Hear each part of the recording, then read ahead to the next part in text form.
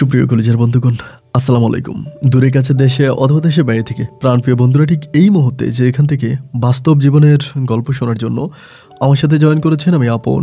আর যে আপন জীবনের গল্পের 796তম পর্বে আপনাকে বরাবর মতো স্বাগতম জানাচ্ছি। বন্ধুরা, আজ আমি আপনাদেরকে শোনাবো জয়পুরহাটের ছেলে মোহাম্মদ আসিফ হোসেনের জীবনের হৃদয় কাঁপানো চরম কষ্টকর এক বাস্তব জীবন কাহিনী। বন্ধুরা, আজকের গল্পের টাইটেল ইজ্জত বাঁচাতে ভাঙা কবরে লুকিয়ে থাকে নারী। গল্পটা এতটাই কষ্টকর যে পুরোটা গল্প শুনলে আপনার কাছে মনে হবে যেন আপনার বুকের পাঁজরটা ভেঙে গেছে। হৃদয় কাঁপানো এই বাস্তব জীবনের গল্পটার প্রসঙ্গে আমার ছোট্ট একটা কথা মনে পড়ছে। আমি পড়াশোনা করেছিলাম চট্টগ্রাম ইউনিভার্সিটিতে। তো আমার বাসা থেকে ইউনিভার্সিটিতে যেতে হলে 3 নাম্বার বাসে করে যাওয়া লাগতো। তো সেই বাসটা যে শুধুমাত্র ইউনিভার্সিটির বাস ছিল তাও কিন্তু না, ওখানে সব বয়সী মানুষরাই উঠতে পারতো, যে কোনো যাত্রী উঠতে পারতো। তো একদিন আমার পাশের চেয়ারে আমার পাশের সিটে এক ভদ্রলোক বসেছে, দাঁড়িয়ে আছে, টুপি আছে এবং খুবই বয়স্ক একজন ভদ্রলোক বসেছে। তো তিনি আর আমি যাচ্ছিলাম। ওই সময় আপনার জিসি মোড়টা পার হওয়ার পরে 2 নম্বর গেটের কাছাকাছি আসার পরে একটা প্রতিবন্ধী মেয়ে এবং তার মা ওঠে বাসে। তো তার মাটা যথেষ্ট শক্ত ছিল, দাঁড়িয়ে থাকতে পারে, বাট প্রতিবন্ধী মেয়েটা বারবার বসে যাচ্ছিল। তার বয়স এরকম হবে প্রায় 12 থেকে 13 বছর, এরকম বারবার বসে যাচ্ছিল। তবে আমার পাশের ভদ্রলোকটাকে বললাম যে আমরা দুজনে উঠে যাই, মা আর মেয়েকে এখানে বসতে দিই। তা আমার ওই পাশের হুজুর ছুরুত ওই লোকটা বলে যে না, আমার শরীরটা ভীষণ খারাপ, আমি উঠতে পারবো না, আমি বয়স্ক, আপনার প্রয়োজন হলে আপনি উঠে যান। আমি উঠে গেলাম। তো মাটা করলো কি, নিজে না বসে তার ওই প্রতিবন্ধী মেয়েটাকে ওই আমার সিটে বসিয়ে দিলাম। আমি তখন দাঁড়িয়ে আছি। বন্ধুরা, বিশ্বাস করবেন কিনা জানি না, এই প্রতিবন্ধী মেয়েটা বসার পরেই এই আমার পাশে যে লোকটা বসেছিল, ওই হুজুর টাইপের লোকটা, এই লোকটা মেয়েটার মায়ের সাথে কথা বলতেছে এবং এমন ভঙ্গিমায় কথা বলতেছে যেন মেয়েটার মা তার ভাই হয়ে গেছে, তারা যেন ভাই বোন।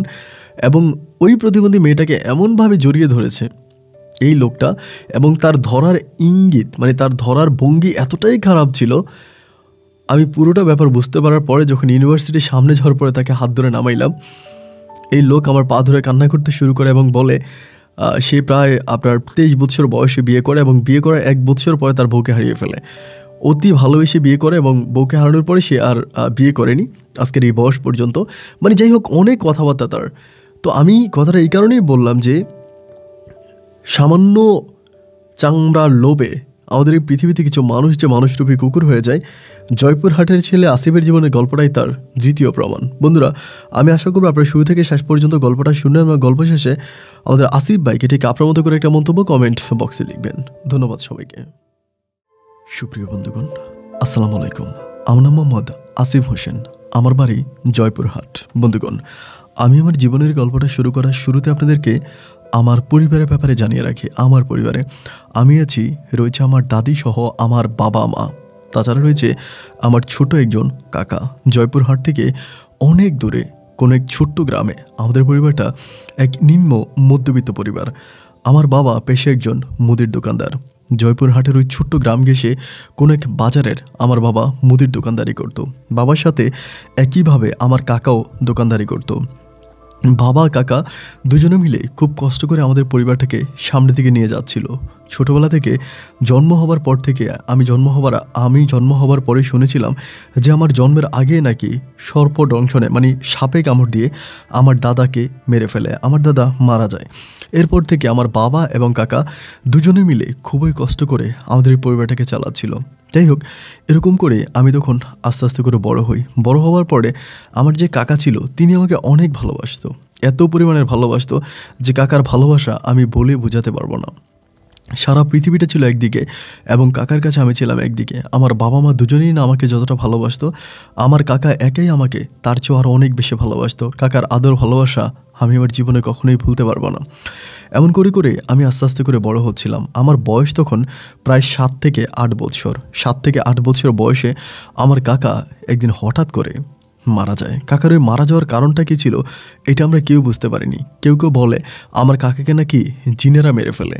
একদিন বর্ষার রাতে আমার কাকা যখন ঘুমিয়েছিল এবং আমরা যখন সকালবেলা ঘুম থেকে উঠতে পারি তখন দেখতে পাই যে আমাদের বাড়ির সামনে একটা পুকুর আছে। ওই পুকুরের মধ্যে আমার কাকার লাশ পড়ে আছে। কিভাবে কাকা মারা যায় এটা আসলে কেউ ধারণা করে বলতে পারে না। তবে লোকমারফতে শোনা আমাদের বাড়ির পাশেই একটা হিন্দু মন্দির ছিল। আমার কাকা নাকি ওই হিন্দু মন্দিরের সামনে দিয়ে আসার সময় কাকার নাকি প্রচণ্ড পরিমাণে জ্বর হয়, এবং আমার দাদির মুখে শোনা সেই জ্বর হওয়ার পরে বেশিরভাগ রাতের বেলায় নাকি বিভিন্ন মানুষের কণ্ঠে আমার কাকাকে কেউ একজন এসে ডাকতো।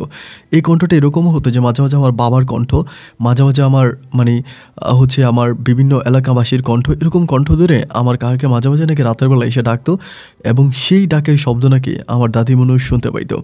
কিন্তু আমার কাকা কখনো ঘুম থেকে উঠতো না। কিন্তু এরপরে হঠাৎ করে পুকুরের মধ্যে কাকার ওই লাশ পড়ে থাকার কারণ একটাই, যে আমার কাকাকে রাতের বেলায় জিনেরা ডেকে নিয়ে যায়, এবং ডেকে নিয়ে গিয়ে আমার কাকাকে ওখানে মেরে ফেলে।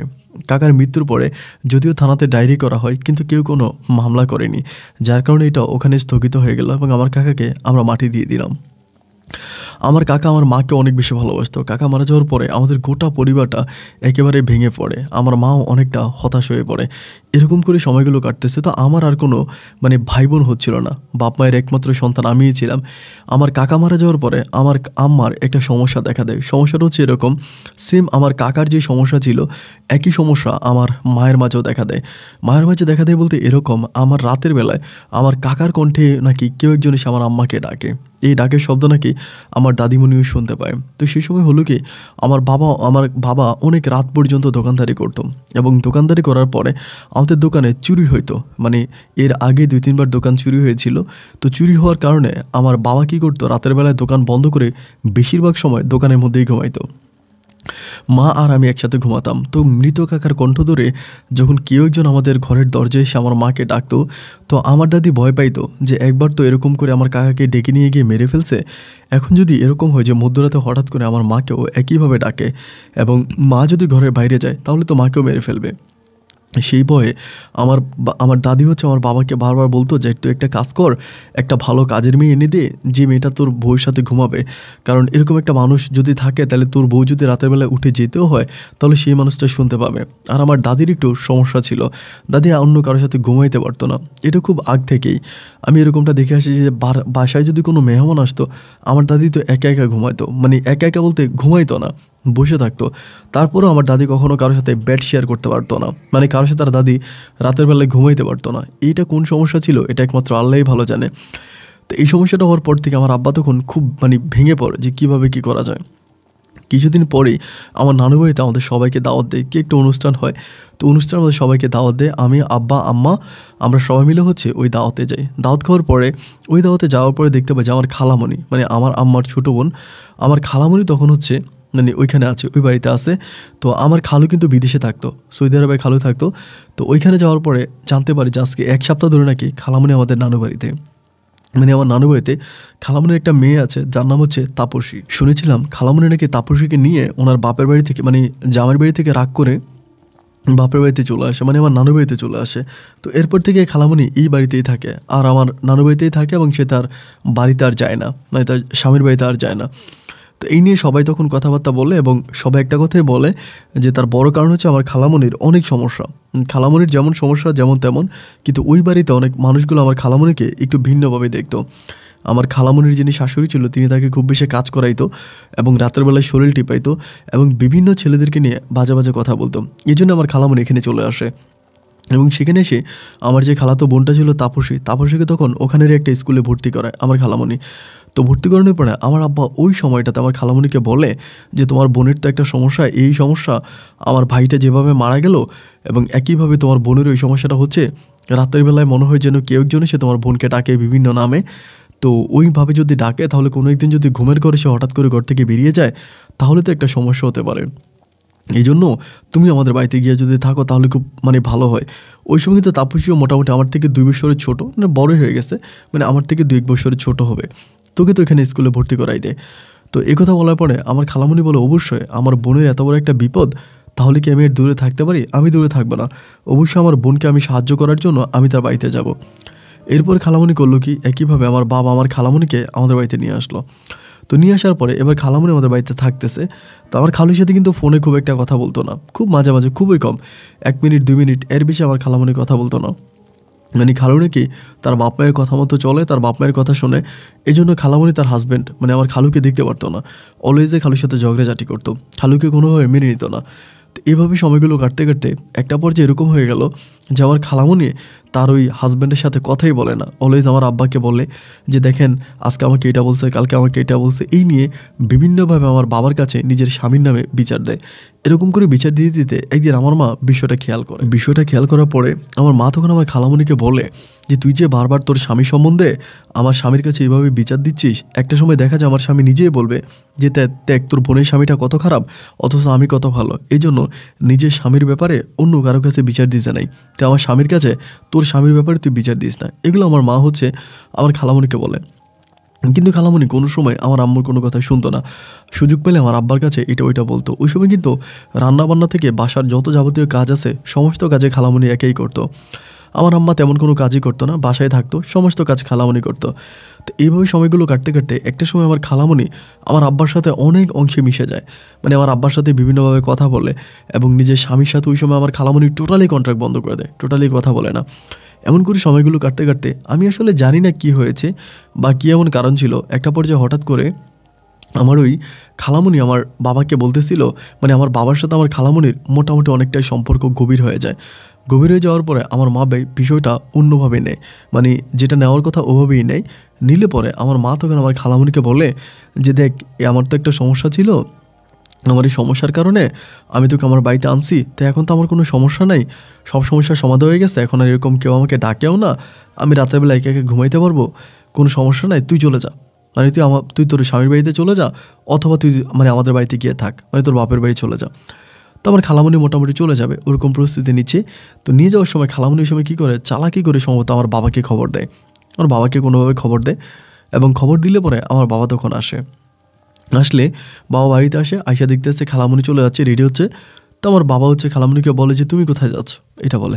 খালামণি তখন বলতেছিল যে আমি তো থাকবো না, আমার বোন আমাকে চলে যেতে বলছে। আমার আব্বা তখন বলে কেন, তোমাকে চলে যেতে বলছে কেন, তুমি তো তোমার স্বামীর বাড়ি থেকে রাগ করে চলে আসছো, তুমি তো ওই বাড়িতে যাওই না, তুমি তো এখন কি আমার শ্বশুর শাশুড়ির সাথে থাকবা, আমার শ্বশুর শাশুড়ি তো এতটা দুর্বল হয়ে যায় নাই যে তাদের পাশে কেউ থাকা দরকার, তোমার যাওয়ার প্রয়োজন নাই, তুমি আমার বাসায় থাকো, তোমাকে যেতে হবে না। তো এই কথা বললে পরে আমার খালামণি বলে যে না আমার বোন আমাকে চলে যেতে বলছে। তো আমার বাবা গিয়ে তখন আমার আম্মাকে জিজ্ঞেস করে যে কী ব্যাপার, তুমি ওকে চলে যেতে বলছো কেন। আমার মা তখন মোটামুটি আমার বাবার সাথে একটু রাগারাগি করে যে আমার বোন আমি চলে যেতে বলবো, তাতে তোমার কি। এইটা নিয়ে ওইটা নিয়ে আমার খালামণির সাথে আমার মায়ের সাথে আমার বাবার খুব বেশি ঝগড়া হয়।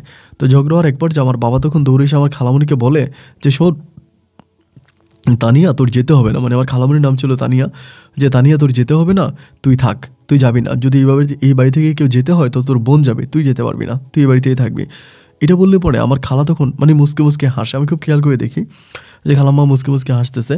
তো আমার দাদি তখন দৌড়ে আসে আমার আব্বাকে বলে এগুলো কী বলতেছিস তুই, মানে ওনার বোন উনি বিদায় করে দেবে, তো তুই রাখার কে, তুই এরকম করে কেন রাখতেছিস। আমার আব্বা তখন বলতেছে যে জানো তানিয়ার হাতের রান্না কত ভালো, তানিয়া হাতে রান্না করে বলে আমি খেতে পারি, এবং তার হাতের রান্না এত পরিমাণে সুস্বাদু যে আমি খাইতে পারি, বাট অন্য কারো হাতের রান্না আমি খেতে পারি না। আর তোমার মানে আমার আম্মুর কথা বলে যে আসিফের আম্মু যেরকম রান্না করে ওই রান্না মুখে নেওয়া যায়, ওই রান্না তো মুখেও নেওয়া যায় না, এরকম রান্না আমি খেতেই পারি না। সো যদি আমি কারো হাতে রান্না খেয়ে মানে স্বাচ্ছন্দ্য বোধ করি, এটা হচ্ছে আমি মানে তাপসীর আম্মার হাতে রান্নাটা আমার ভালো লাগে, তানিয়া রান্নাটা ভালো লাগে, আমি সেটাই খাবো। আর যদি তানিয়া চলে যায় এই বাড়ি থেকে, তাহলে আমি আর কোনোদিন এই বাড়িতে আসবো না, আমি আর এই বাড়িতে পানিও স্পর্শ করবো না, এই কথা বলে। তো বললে পরে আমার আব্বা তখন এইটা বলে রাগারাগি করে চলে যায়। তো আমার মা তখন আমার খালামণিকে বলে যে এই শোন তুই থাক, এরকম ভেজাল করে যাইস না, এরকম ভেজাল লাগে যাইস না। এটা বললে পরে আমার খালামণি তখন আর যায় না, এই খালামণি আমাদের বাড়িতে বসে যায়, মানে এমনভাবে বসে যায়। এরপর থেকে আমার আব্বার যত দেখভাল, মানে এরকম হয় যে আমার আব্বা দোকান থেকে আসলে আমার খালামণি লুঙ্গি নিয়ে দাঁড়ায় থাকে, আমার আব্বা গোসল করা হলে দৌড়ে গিয়ে আমার আব্বা লুঙ্গিটা ধুয়ে দেয়, এবং আমার আব্বাকে এত পরিমাণে টেক কেয়ার যত্ন করে বলার মতো না। আমার আব্বার কথা ছাড়া আমার খালামণি এক গ্লাস পানিও খায় না, আবার খালামণির কথা ছাড়া আমার আব্বা এক গ্লাস পানিও খায় না। মানে দুজনের সাথে মানে দুজনের মাঝে পারস্পরিক এত মধুর সম্পর্ক হয়ে যায় যে একজন আরেকজনকে ছাড়া বাঁচে না। মানে বুঝি না এরকম সম্পর্কটা কেন হয়ে গিয়েছিল, কেন আমার আব্বা খালামণির প্রতি এতটা দুর্বল হয়ে যায় এবং খালামণি আমার আব্বার উপর এতটা দুর্বল হয়ে যায়। এভাবে সময়গুলো কাটতে কাটতে একটা পর্যায়ে আমি দেখতে পাচ্ছি আমার আব্বা আমার আম্মার সাথে কথাই বলে না, মানে আমার আম্মার সাথে কোনো কথাই বলে না। ওই সময় খালামণি মানে তানিয়া খালামণি আমাদের বাড়িতে থাকতো, এবং তার যে মেয়ে তাপসী ছিল ও তখন আমার নানু বাড়িতে থাকতো, আমার নানু বাড়িতে থেকে ও পড়াশোনা করতো। এভাবে সময়গুলো কাটতে কাটতে একটা পর্যায়ে আমার আম্মা আর এই বিষয়গুলো নিতে পারতেছিল না। 24টা ঘন্টা তখন আমার খালামণির সাথে ঝগড়া করতো যে, "তুই আমার বোন হয়ে তুই আমার সংসার ভাঙতেছিস, তুই এখানে কেন আসছিস? এই বাড়ি থেকে তুই চলে যা, আমার স্বামীর সংসার আমি যেমনে পারি এমনি ঠিক করব। তুই এই বাড়ি থেকে চলে যা।" এই নিয়ে হচ্ছে অলওয়েজই আমার খালামণি আমার আম্মুর সাথে ঝগড়া করতো, আর আমার আম্মু আমার খালামণির সাথে ঝগড়া করতো। আমার খালামণির কথা হচ্ছে, "তোর স্বামী তো অনেক ভালো, আমি যদি থাকি, আমি রান্নাবান্না করে আমার হাতে রান্না সে খেতে পারে, তোর সমস্যাটা কোথায়?" আর আমার মায়ের কথা হচ্ছে যে, "না, তুই কেন রান্না করে খাওয়াবি? আমি তো আছি, প্রয়োজন আমার স্বামীকে আমি রান্না করে খাওয়াবো।"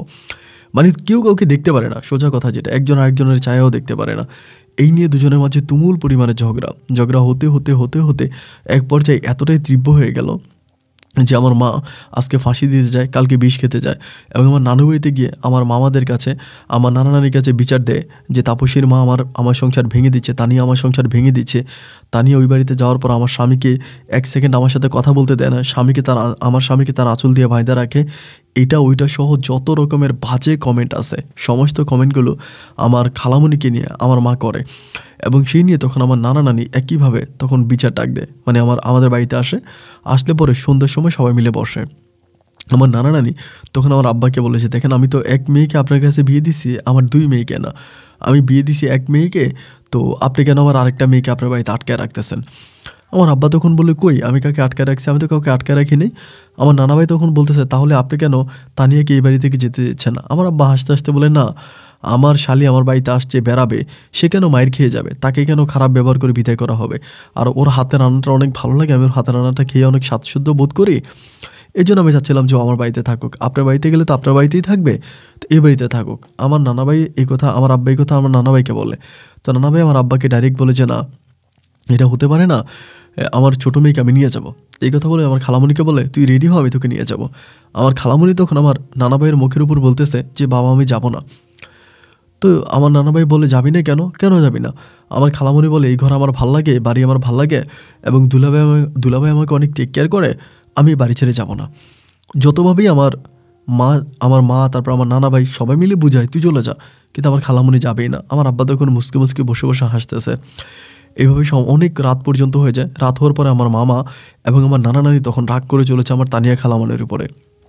তানিয়া খালামণির উপর রাগ করে চলে যায়, এবং রাগ করে চলে যাওয়ার এক পর্যায়ে আমার আম্মা তখন, মানে কেমন জানি ওই রাতের পর থেকে আমার আম্মু একেবারেই নিস্তেজ হয়ে যায়, মানে দুর্বল হয়ে যায়, কারোর সাথে খুব বেশি একটা কথা বলে না, অলওয়েজ মন খারাপ করে বসে থাকে, প্রচণ্ড রকমের কান্নাকাটি করে। মানে আম্মুর যে কী হয়েছে এটা একমাত্র আল্লাহ ভালো জানে। তার 1 সপ্তাহ পরে আমার আম্মু এমনভাবে অসুস্থ হয়ে পড়ে যে আম্মাকে হসপিটালে ভর্তি করাইতে, মানে আম্মু খাওয়া দাওয়াই করে না, মানে খাওয়া দাওয়াই টোটালি ছেড়ে দেয়। পরে হসপিটালে ভর্তি করে সপ্তাহখানিক পরে আমার আম্মু হসপিটালে ভর্তি হলে পরে প্রায় 15 দিনের মতো হসপিটালে থাকে, কিন্তু একটাবারের জন্য আমার আব্বা আমার মাকে দেখতে যায় না হসপিটালে। 15 দিন হসপিটালে থাকার পরে আমার মা তখন বাড়িতে আসে। আমার আব্বা এসে আমার খালামণিকে বলে যে, "তানিয়া রান্না করছো?" তো আমার খালামণি রান্না করা খাবার দেয়, আমার আব্বা খায় এবং খেয়ে চলে যায়। আমার আম্মা যে পাশের একটা রুমে বসে আছে, শুয়ে আছে, এই বিষয় নিয়ে কোনোভাবে আমার আব্বা একটাবারের জন্য জিজ্ঞেস করে না, এবং আমাকে দেখলে আমার আব্বা খুব একটা কথা বলে না যে, "আসিফ, ভালো আছিস কি না, কী করিস?" আমাকে নিয়ে আমার আব্বু খুব একটা কথা বলে না। আমি স্কুলে গেছি কি যাই নাই, আমি ভালো আছি কি মন্দ আছি, আমার বাবা এইসব কোনো কিছুতেই, বাবার কোনো কিছু যায় আসে না, আব্বা আমাকে কোনো কিছু বলেও না। এইভাবে দিনের রাতগুলো কাটতে কাটতে একটা পর্যায়ে হলো কি, আমার মা তখন খুব রাগ করে একদিন সকালবেলা আমাকে বলে, "আসিফ", তখন কিন্তু আমি মোটামুটি অনেক বড়, আমাকে বলে, "তুই আমাকে একটু তোর নানু বাড়িতে দিয়ে আয়", এটা আমাকে বলে। আমি তখন বললাম, "তুমি চলে যাও আম্মা, তুমি চলে গেলে আমি কার কাছে থাকবো?" আমার মা তখন বলে, "কেন, তোর একটা নতুন মা আছে না, তোর নতুন মায়ের কাছে থাকবি?" মানে আমি বললাম যে, "আমার নতুন মা মানি, এটাও কি আমার নতুন মা নাকি? এটা তো আমার খালামণি।" আমার মা বলে, "খালামণি আর মা একই কথা, সমস্যা নাই, খালার গায়ে মায়ের গন্ধ পাওয়া যায়, তুই আমাকে বাড়িতে দিয়ে আয়।" একথা বললে পরে একদিন সকাল 8টা বাজে, আমি তখন আমার মাকে নিয়ে রওনা দিই আমার নানু বাড়িতে।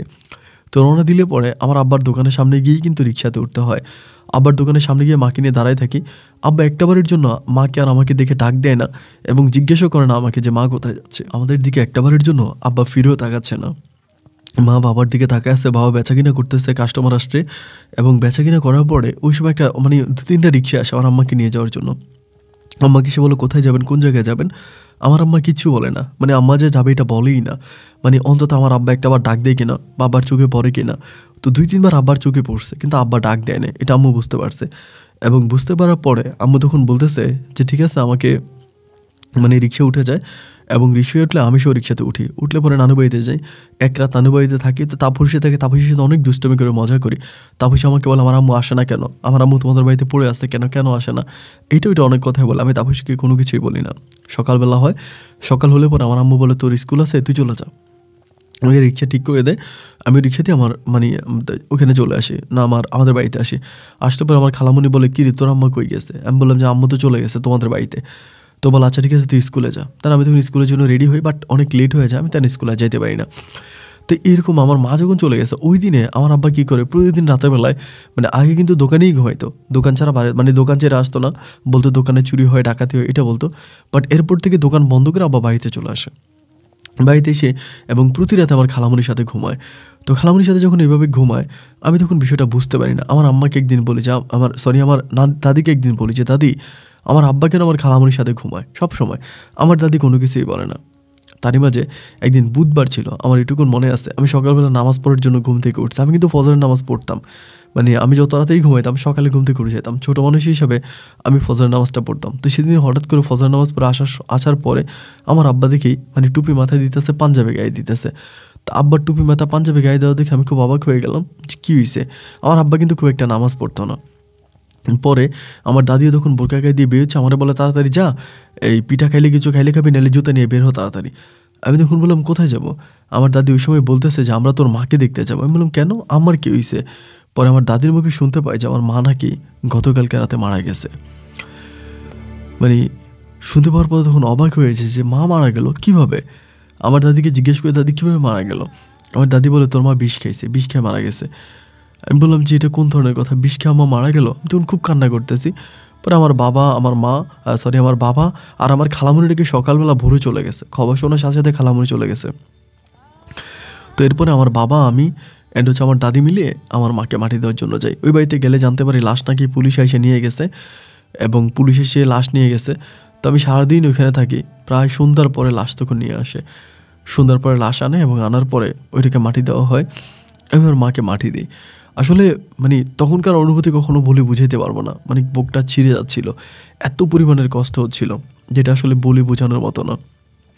মামার যাওয়ার পরে আমি তখন নানু বাড়িতেই পড়ে থাকি। আমি তখন মোটামুটি প্রায় অনেকটাই বড়, একেবারেই যে ছোটো তা কিন্তু না। আমার বয়স তখন প্রায় 14 থেকে 15-এর কাছাকাছি, 14-15 বছর হয়ে গেছে। তো আমি সব কিছুই বুঝি। তো দেন আম্মুটা মারা গেল। মারা যাওয়ার পরে আমি নানু বাড়িতে পড়ে আছি। বাবা তখন চলে আসছে, আমার খালামুনিও চলে আসছে। বাট আমাদের নানু বাড়ির মধ্যে কেউ আমার বাবাকে কিছুই বলে নাই। যদিও আমার বাবার কারণে আমার আম্মা মারা গেছে, আমার খালামুনির কারণে মারা গেছে, এটা যদিও সবাই বুঝতে পারে, বাট কেউ আমার মায়ের পক্ষ নিয়ে আমার বাবাকে একটা কথাও বললো না, কেউ বললো না। এভাবেই চলতে চলতে একটা পর্যায়ে আমি তখন আমার নানু বাড়িতে পড়েছি। সবসময় আমি তখন এই তাপসীর কাছে আমার খালামুনির বিষয়গুলো বলি যে তাপসী দেখ, তুই তো আমার খালতো বোন, তোর আব্বা তোর আম্মায়ের এরই মাঝে কিন্তু আমার খালামুনিকে আমার আব্বা বিয়ে করে ফেলছে। এটাও কিন্তু এর অনেক আগেই, আমার আম্মা মারা যাওয়ার অনেকেই আমার খালামুনিকে আমার আব্বা বিয়ে করে ফেলে। এবং একদিন হুজুর ডেকে আনে বাড়িতে ডাকিয়ে না আমার বাবা আমার খালামুনিকে বিয়ে করে। তবে তাপসীকে একদিন বলেছে, তাপসী দেখ, তুই তো আমার বোনের মতো, তুই একে তো আমার খালাতো বোন, আবার দ্বিতীয়ত আমার সৎ মায়ের মেয়ে, আমার আপনও বোন। তো দেখ আমি আসলে কী বলবো তোকে বুঝতে পারতেছি না, একমাত্র তোর মায়ের কারণে আমার মা এভাবে মারা গেল। তাপসী তখন ও খুব ভালো বুঝতো, আমাকে বলে এটা ঠিক বলছো, আমার আম্মার মানুষটা আসলে ভালো না। আমার আম্মা আমার বাবার সাথেও সংসার করে নেই, আমার বাবা এখন আরেকটা বিয়ে করছে আমার আম্মাকে ছেড়ে, আমার আব্বার সাথেও সংসার করে নেই, আমার জীবনটা নষ্ট করছে। আমি আমার বাবার আদর ভালোবাসা হারাইছি, নানু বাড়িতে খেয়ে না খেয়ে কত কষ্টে দিন কাটাচ্ছি আল্লাহই ভালো জানে। কিন্তু কেন যে আমার আম্মা এরকম করে এবং আমার আম্মা যে কেন এরকম করে এটা আল্লাহই ভালো জানে। এবং আল্লাহ যদি আমার আম্মাকে রহমত না করে তাহলে আমার আম্মার আর কোনো রহমত হবে না। এটা বলে তাপসীও তখন খুব কান্নাকাটি করে। তো ওই সময় আমার নানু বাড়ি আমার মামার একটা মোবাইল ফোন আছে, মামা ফোনটা ইউজ করতো। তো আমার বাবার কাছেও ফোন আছে। তো ওই সময় আমার আব্বা যখন বাড়িতে আসলে আমি বললাম যে আব্বা আমি আবার এই বাড়িতে চলে যাই, কয়েকদিন পরে বাড়িতে চলে যাই। গেলে পরে আমি আব্বার ফোন দিয়ে মাঝে মাঝে তাপসীর সাথে কথা বলি, মামাকে ফোন করি। তো মামাকে ফোন করার পরে মামা তখন তাপসীকে দেয়, আমি তখন ওর সাথে কথা বলি। আমার তাপসীর সাথে কথা বলতে অনেক ভালো লাগে এই কারণে যে তাপসী আমার দুঃখটা অনেক বুঝে। আমি যদি ওকে বলি যে দেখ আমার এরকম কষ্ট হচ্ছে, তোর আম্মা এটা করছে ওইটা করছে, আমার খালামুনি যে কী করছে এগুলো তাপসীর কাছে বললে ও খুব বুঝতে পারে। আমার মনের দুঃখটা ও খুব স্পষ্ট বোঝে। তা আমি তাকে বলি যে দেখ আমার এই কষ্ট, এইটা হচ্ছে, ওইটা হচ্ছে। তো তাপসও আমাকে অনেক সাপোর্ট করে, কান্নাকাটি করো না, সব ঠিক হয়ে যাবে, সব ভালো হয়ে যাবে। এরকম করতে করতে দুজনেই মোটামুটি অনেকাংশে বড় হই। আমি তখন এসএসসি পরীক্ষা দিই এবং এসএসসি পরীক্ষা দিলে পরে আমাদের জয়পুরহাট শহরেরই একটা কলেজে আমি ভর্তি হই। তাপসই তখন ক্লাস 9-এ পড়ে। তখন ক্লাস 9-এ পড়ে। আর আমার খালামণির ঘরে আর কোনো সন্তানাদি হয়নি। তাপসী হওয়ার পরে আর কোনো সন্তান হয়নি, আর আমার মা তো মারাই গেল। তো আমি আমার খালামণিকে এখন পর্যন্ত খালামণি বলে ডাকি, আমি কখনো মা বলে ডাকি না। আর আমার বাবা আজ পর্যন্ত সেই মুদির দোকানদারই করে যাচ্ছে। আমার দাদিমণি আছে কিন্তু অনেক অসুস্থ, মানে প্রতিদিন অনেক টাকার মেডিসিন লাগে। বেঁচে থাকাই যেন আমার দাদির জন্য একটা ওষুধের ঘাটতি। এরকম করে আমার দাদির সময়গুলোও কাটে। যাই হোক, সব কিছু মিলিয়ে ভালোভাবেই দিন রাতগুলো কাটতেছিল। এইভাবেই তখন পড়ে আছি। এইভাবেই মানে সময়টা কাটতে কাটতে আমি যখন কলেজে পড়তাম, আমি কলেজে পড়া অবস্থায় বেশিরভাগ সময় মনটা খারাপ থাকতো, মানে ভালো লাগতো না। অলওয়েজ আম্মাকে মিস করতাম, পরিবারকে মিস করতাম। সব কিছু থেকেও যেন আমার কাছে কোনো কিছুই নেই। আমি যথেষ্ট অসহায় ছিলাম। এগুলো মনে করে বেশিরভাগ সময় মন খারাপ হতো, কান্নাকাটি করতাম। তো সময় পাইলে তাপসীর সাথে কথা বলতাম, তাপসীর কল দিতাম এবং ও আমাকে কল দিত। দুজনে প্রচণ্ড রকমের কথা বলতাম এবং কথা বলতে বলতে আমাদের দুজনের মাঝে এক ধরনের ভালো লাগা সৃষ্টি হয়ে যায়। একদিন আমার নানু বাড়িতে একটা অনুষ্ঠান হয়। অনুষ্ঠান বলতে আমার এক মামাতো বোনের জন্মদিন, মানে জন্মদিনের অনুষ্ঠানও ছোটো ছিল। তো জন্মদিনের অনুষ্ঠানে তখন আমাকে আমার মামা যেতে বলে। তা আমি আমার নানু বাড়িতে যাই। গেলে পরে ওই দিন তাপসী খুব সুন্দর করে সাজে। ওকে তখন অনেক ভালো লাগে, এতটাই ভালো লাগে যে আমি আসলে বলে বোঝাতে পারবো না। এবং ওই দিন ভালো লাগে থেকে আমি তাকে একটা কমেন্ট করে আসি যে আমার দৃষ্টিতে, মানে আমার চোখের দেখা সবচেয়ে সুন্দরী নারী তুমি তাপসী। এরকম করে আমি তাকে কয়েকটা উপমা দিই। তো ওগুলোতে সে অনেক মানে মোটামুটি আনন্দিত হয়। সারাটা রাত থাকি, প্রচুর মজা করি। ওর জন্মদিনে অনেক গান টান গাই, আমরা অনেক আনন্দ ফুর্তি করি। তো পরের দিন সকালবেলা আমি আবার হোস্টেলে চলে আসি। আমি কিন্তু তখন হোস্টেলে থাকতাম। তো আসার পরে দুপুরবেলা তাপস আমাকে কল দিয়ে জিজ্ঞেস করে যে আসিফ ভাই খাইছেন, মানে আমাকে আসিফ ভাই বলে ডাকে। আমি বললাম যে হ্যাঁ খাইছি। তো বলে এখন কী করেন? আমি বললাম যে মানে কলেজ ব্রেকে আসি। তো আমাকে বলো ও আচ্ছা ঠিক আছে। এরকম করে ওই দিন রাতের বেলায় আমাকে হঠাৎ করে বলতেছে যে আপনি কি একটা কথা জিজ্ঞেস করবো, মানে আপনি কি সত্যি সত্যি জবাব দিবেন আমাকে নাকি মিথ্যা বলবেন? আমি বললাম যে না, সত্যিই বলবো। আমাকে বলে আমার না আপনাকে অনেক ভালো লাগে, আমি আপনার সাথে সম্পর্ক করতে চাই, ডিরেক্টলি আমাকে বলে। আমি তখন বললাম যে এটা কোনো কথা? হিসাব করলে তো তুমি আমার বোন হও, আমার সৎ বোন। তো সৎ ভাই কী করে সৎ বোনের সাথে সম্পর্ক করে? ও তখন আমাকে বলে ইস হইছে, এরকম বানিয়ে কথা বলার দরকার নেই। আসলে আমার বাবা তো আলাদা, আপনার বাবাও আলাদা। তো আমার মা হয়তো শেষে আপনার বাবার কাছে বিয়ে বসছে, কিন্তু তাতে কি, আমি একটা হুজুরের সাথে কথা বলছি, ওই হুজুরে বলছে যে আমি চাইলে আপনাকে বিয়ে করতে পারি। আমি তখন হাসতে হাসতে তাকে বলি যে এরকম বুয়া হুজুর কোথায় পাইছো যে কিনা উল্টাপাল্টা ফতুয়া দিয়ে তোমাকে আমার বউ বানাই দিচ্ছে? তো তখন খুব হাসা, আমাকে বলে যে না, হুজুরের সাথে কথা হয়েছে এবং হুজুর আমাকে বলছে যে হ্যাঁ আমি চাইলে আপনাকে বিয়ে করতে পারি এবং আপনাকে বিয়ে করতে আমার কোনো বাধা থাকবে না, এটা কোনো সমস্যা নেই, এরকম করে আমাকে বলে। তো যাই হোক, আমি ওর সাথে অনেকক্ষণ কথাবার্তা বলি, অনেক মজা মাস্তি করি। এমন করে সে অলওয়েজ আমাকে ফোন করে, সবসময় ফোন করে। তার প্রায় মাসখানিক পরে একদিন হঠাৎ করে আমাকে বলতেছে যে আপনি আজকে অনেক মানে ওই রাতের বেলায় প্রচণ্ড রকমের চাঁদের আলো পড়তেছিল, মানে চারটা ছিল অনেক ক্লিয়ার। তো আমাকে বলতেছে যে আপনি আজকে রাতে আমার সাথে দেখা করবেন, হঠাৎ করে মানে বিকেলের দিকে বলতেছে। আমি তখন বললাম যে না তাপস, এটা তো সম্ভব না, আমার ক্লাস আছে, মানে আগামী দিন আমার ক্লাস আছে, আমি ওখান থেকে আসলে পরে যেতে পারবো না। তো খুব জোরাজোরি করে বলে যে আপনি না আসলে কিন্তু আমার হাত কাটবো, এটা ওটা প্রচুর পাগলামি করে। তো আমি চিন্তা করলাম যে একটা পাগলামি হয়তো ও করেই ফেলতে পারে, যেহেতু এরকমটা করতেছে। দেন আমি তখন যাই। গেলে পর আমি নানু বাড়িতে গিয়ে প্রায় 8টা থেকে 9টার মধ্যে পৌঁছাই। তো গেলে রাতের বেলা ঘুমিয়ে থাকি, ও তখন আমাকে ঘুম থেকে জায়গায়, খাওয়া দাওয়া করে ঘুমাই। তো আমাকে জায়গায় গেলে পরে আমাকে জায়গায় বলে আমি কি আপনি কি ঘুমাই থাকার জন্য নিয়ে আসছি? তাই আমি বললাম তো আমি ঘুমাবো না। বলে না, ঘুমাবেন না, আপনার সাথে আমার অনেক কথা আছে, আপনি আমার কথা শুনবেন। আমি তখন বললাম কী এমন কথা? বলে কথা হচ্ছে আপনি আর আমি আজকে অনেক মজা করবো। আমি বললাম যেমন? আমাকে বলে চলেন আজকে আমরা চাঁদের আলোতে হাঁটবো। তো আমার নানু বাড়িটা কিন্তু খুব সুন্দর ছিল, মানে মেন রোডের পাশে, জয়পুরহাটের যে মেন রাস্তার পাশে আমার নানু বাড়িটা ছিল। যদিও আমার নানা নানিরা অতটা বড়লোক ছিল না, কিন্তু নানু বাড়ির পরিবেশটা অনেক ভালো ছিল। তো রাতের বেলাও তখন আমাকে নিয়ে ঘর থেকে বেরোলো। এক পাশ দিয়ে চাঁদের আলো এবং পুকুর আছে এবং অন্য পাশ দিয়ে হাইওয়ে রোডের গাড়িগুলো যাচ্ছিল। তো গাড়ির আলোতে, গাড়ির শব্দতে এবং চাঁদের আলোতে মানে মোটামুটি মিশ্রিত হয়ে খুব ভালো লাগতেছিল। আমরা তখন পুকুরের এক পাশে বসে আছি এবং পুকুরের অন্য পাশে রাস্তা দিয়ে তখন হাইওয়ের গাড়িগুলো যাচ্ছিল। এত ভালো মোমেন্ট, এত ভালো মুহূর্ত আমি কখনো ভুলতে পারবো না। মনের অজান্তেই তখন আস্তে আস্তে করে তাপসী তখন আমার বুকে মাথা রাখে। আমি তখন ওকে জড়িয়ে ধরি।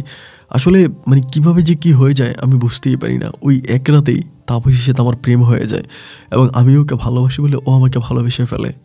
দূর থেকে ভেসে আসা ফজরের আজানের শব্দের আগ পর্যন্ত আমরা দুজন, ও আমার বুকে থাকে, আমি ওকে জড়িয়ে ধরে থাকি। আজানের শব্দ শোনার পরে আমি তখন বললাম, তাপসী এখন তো আজান দিয়ে দিছে, নানা ভাই সম্ভবত ঘুম থেকে উঠবে, একটা কাজ করো তুমি চলো।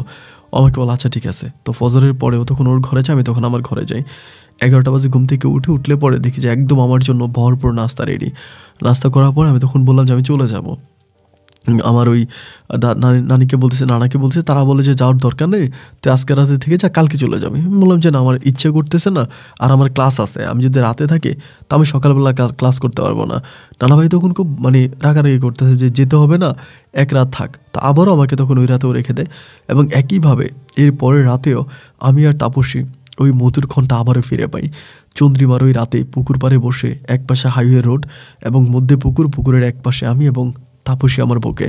সারাটা রাত আমরা সেই একইভাবে কাটিয়ে দেই, গত রাতটা যেভাবে কাটিয়েছিলাম। এক গহীন ভালোবাসার সম্পর্ক আমাদের দুজনের মাঝে হয়। এরকম করতে করতে সকাল হয়ে, ওই দিন সকালবেলা ভোরেই আমি নাস্তা করে আমার কলেজের উদ্দেশ্যে রওনা দিই এবং কলেজে চলে যাই। এরপর থেকে তাপসী অলওয়েজ আমাকে কল করে, আমি ওকে কল করি। এমন করে সময়গুলো কাটতে কাটতে আমি তখন ইন্টার ফার্স্ট ইয়ার থেকে ইন্টার সেকেন্ড ইয়ার উঠি। 1 বছরে আমাদের রিলেশনটা তখন এতটাই ডিপ হয়ে যায় যে একটা মানুষ আরেকটা মানুষের সাথে কথা না বলে কোনোভাবেই থাকতে পারি না, একেবারে গভীর প্রেমে মগ্ন থাকি। এইভাবে সময়টা কাটতে কাটতে এক পর্যায়ে তাপসী তখন এসএসসি পরীক্ষা দেয় এবং এসএসসি পরীক্ষাতে ও তখন এক সাবজেক্টে ফেল করে। ও গণিত বিষয়টা বুঝতেই না। গণিত আমিও ওকে অনেক পড়াইছিলাম, গণিত বোঝানোর জন্য চেষ্টা করছে, বাট ও গণিতটা বুঝেই না, গণিত ওর মাথার মধ্যে ঢুকেই না। যাই হোক, ও তখন গণিতে ফেল করে। ফেল করার পর ও তখন আমার নানু বাড়িতেই পড়ে থাকে। এরকম করে তখন নানা নানি ওকে বিয়ে দেওয়ার জন্য ছেলে খুঁজতেছে, বিয়ে দিয়ে দিবে। আমার খালামণি আসলে ওই সময় তাপসীর খুব একটা খোঁজ খবর নিত না। তাপসী কোথায় আছে, কেমন আছে, পড়াশোনা ঠিকঠাক মতো করে কিনা, এই সব কিছুর জন্যই আমার খালামণি কোনো কিছুই ওর প্রতি কেয়ারিং ছিল না। তো সব কিছু হচ্ছে আমার নানা নানি দেখতো, তারাই হচ্ছে ওর সমস্ত রকমের দায়ভার নিছে। তো তখন সে যদি এসএসসি পরীক্ষাতে ফেল করছে, ফেল করার পর আমার নানা নানি তখন সিদ্ধান্ত নিল তাকে বিয়ে দিয়ে দিবে, তাকে আর পড়াশোনা করাবে না। তো তাপসীও কিন্তু দেখতে অনেক সুন্দর ছিল, শুধু সুন্দর না, অনেক বেশি সুন্দর। এদিক সেদিক ছেলে খুঁজতেছে, বিয়ে দিয়ে দিবে। একদম বিয়ে দেওয়ার জন্য তা তখন মরিয়া হয়ে উঠছে, পাগল হয়ে গেছে যে যেখানেই ছেলে পাবে ওখানে যেরকম ছেলে পাক বিয়ে দিয়ে দিবে। তো বিয়ে দেওয়ার জন্য যখন এরকম পাগলামি করতেছে, আমি তখন আমার খালামণিকে বুঝাই, আমার নানা নানিকে বুঝাই যে এসএসসি পরীক্ষা একবার দিয়েছে এবং সে আবার পরীক্ষা দিবে, পাশ করবে, দেন তারপর না হয় বিয়ে দিবেন।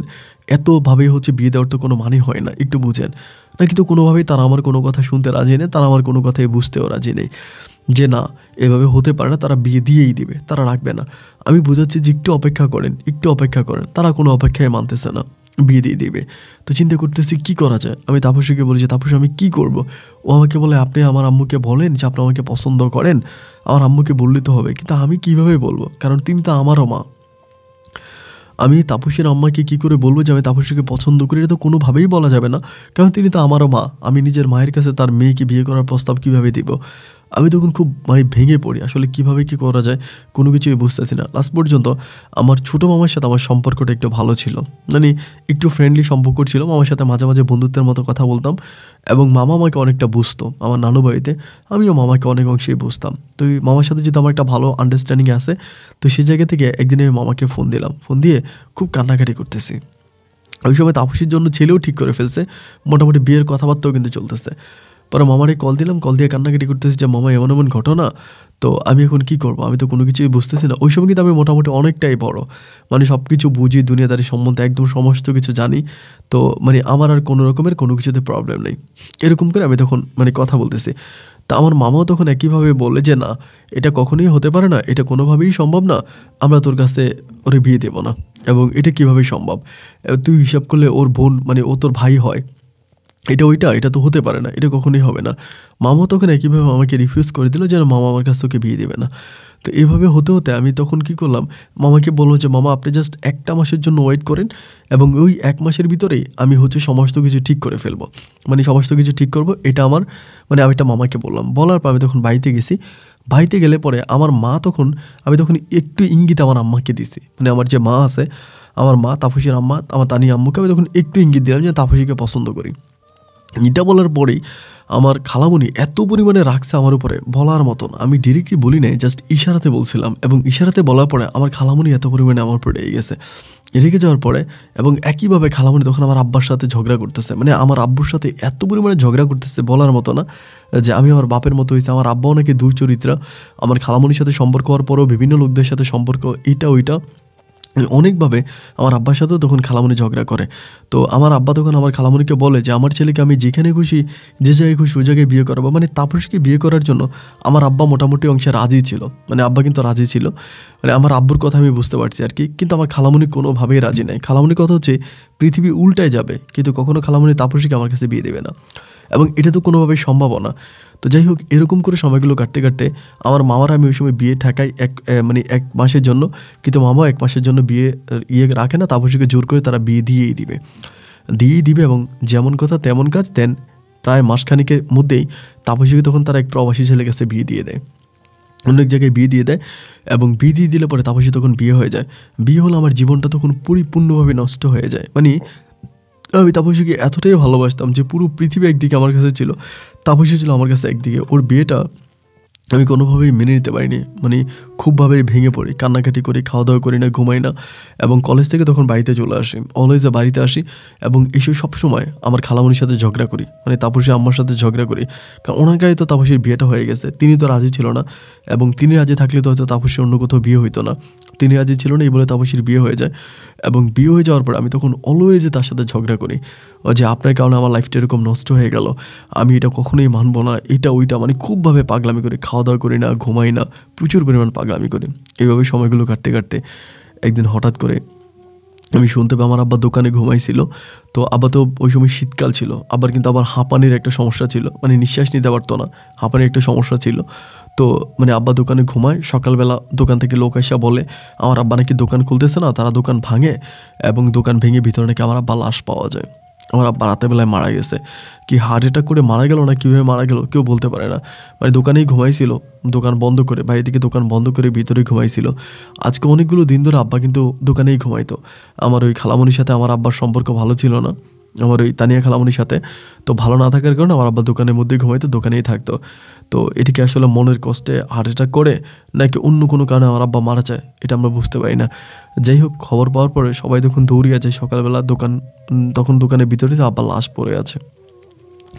তো পরিবারের সব মানুষগুলো যায়, ওই এর মাঝে কিন্তু আমার দাদিমণিও মারা গেছে, আমার দাদিও মারা গেছে। অ্যান্ড পরিবারের মধ্যে শুধু আমার মা ছিল, আর আমি ছিলাম, আর আমার বাবাই ছিল, আর কেউ ছিল না। তো এভাবে মারা যাওয়ার পরে দেন তখন আমরা কী করলাম, মানে খুবভাবে কষ্ট হয় যে আব্বুর মৃত্যুটা এইভাবে মেনে নিতে পারি না। পর আব্বুকে নিয়ে আসি, আনার পরে আব্বু দাফন কাফন হয়, আব্বুকে মাটি দিই। এবং আব্বু মারা যাওয়ার পরে মানে আমি তো আসলে তাপসীর প্রেমে এতটাই অন্ধ ছিলাম, আমার আব্বা মারা গেছে বা আব্বাকে মাটি দিয়ে, মানে আমার ভিতরে কোনো ফিল নেই, কোনো অনুভূতি নেই। আমি অলওয়েজ তাপসীকে মিস করি, ওর জন্য কান্নাকাটি করি। এবং আমার আব্বা যেদিন মারা গেছে সেদিনও আমি তাপসীর জন্য কান্না করছি, মানে আমার চোখের পানি চোখ থেকে পড়ছে। ঠিক আমার বাবার জন্য নাকি তাপসীর জন্য আমি সেটাও বুঝতে পারিনি, এত পরিমাণের কান্না আমি করছি। তো যাই হোক, এইভাবে বাবার মাটি দিলাম, দাফন কাফন দিলাম, আব্বর সমস্ত কিছুই শেষ হলো। তারপরে আমি বাসার মধ্যে একা একা বসে থাকতাম, পড়াশোনা করতাম না, সবসময় কান্নাকাটি করতাম। এরকম করে সময়গুলো কাটতেছে। এভাবে দিন রাতগুলো কাটতে কাটতে আমার জীবন থেকে প্রায় 8 মাসের মতো কেটে যায়। তো 8 মাসের মতো কেটে যাওয়ার পরে এর মাঝে কিন্তু তাপসীর সাথে আমার একবার দেখাও হয়নি, এবং তাপসীর সাথে আমার কোনো কথাও নাই। যেখানে বিয়ে দিছে ওর স্বামী নাকি ভালো ছিল না, মানে এটা আমি শেষে জানতে পারি আমার খালামণির কাছে, মানে তানি আমার আম্মুর কাছে। তিনি মানে তাপসীর গায়ে অনেক হাত তুলতো, ওকে মারতো, এবং সে নেশাগ্রস্ত ছিল, এরকম খুবভাবে মারতো। এবং মারির যারা সহ্য করতে না পেরে ও বেশিরভাগ সময় আমার নানু বাড়িতেই থাকতো, ওখানেই থাকতো। বাট আমি আর তার সামনে একবারের জন্য পড়ি নাই, যেহেতু ওর বিয়ে হয়ে গেছে, অন্য কাউকে বিয়ে করে ফেলছে, তো আমি আর তার সামনে পড়ি নাই। আমার কথা হচ্ছে বিয়ে হয়ে গেছে, যার সাথে বিয়ে হয়েছে ও তার কাছে ভালো থাকুক, আমি ওর লাইফে আর নতুন করে কোনো প্যারা দিব না, এবং ওকে আর আমি কোনোভাবে ডিস্টার্ব করবো না, যেখানে আছি সেখানেও ভালো থাকুক। তো এভাবে পড়ে আসি। বাট কিন্তু আমি নিজের জীবনটাকে নিতে পারতেছিলাম না সামনের দিকে, মানে একদম মানে থেমে গেছিলাম। একদিন তখন আমি হঠাৎ করে নেশা করতে শুরু করি, যেটা হয় যে আমি পুরো নেশাগ্রস্ত হয়ে পড়ি, মানে প্রচুর নেশা করি। অনেকের মনে হয়তো প্রশ্ন জাগতে পারে যে তাপসীর সাথে আমার প্রেম কিন্তু বেশি দিনের না, অল্প কিছু দিনের প্রেম, কিন্তু তারপর আমি এতটাই মানে ওর প্রতি দুর্বল হয়ে পড়ি, খুব দুর্বল হয়ে পড়ি। আর অতটা দুর্বল হওয়ার কারণ হচ্ছে আমরা একসাথে অনেকগুলো রাত ছিলাম, অনেক রাত একসাথে ছিলাম, একসাথে আমরা ওখানে এইখানে ওইখানে ঘুরেছি, বিভিন্ন জায়গায় গিয়েছি। আমাদের মাঝে অনেক স্মৃতি আছে, এবং ওই স্মৃতিগুলোর কারণেই আমি তাপসীকে ভুলতে পারি না, মানে প্রচুর পরিমাণ তার জন্য আমার মন খারাপ হয়ে যায়।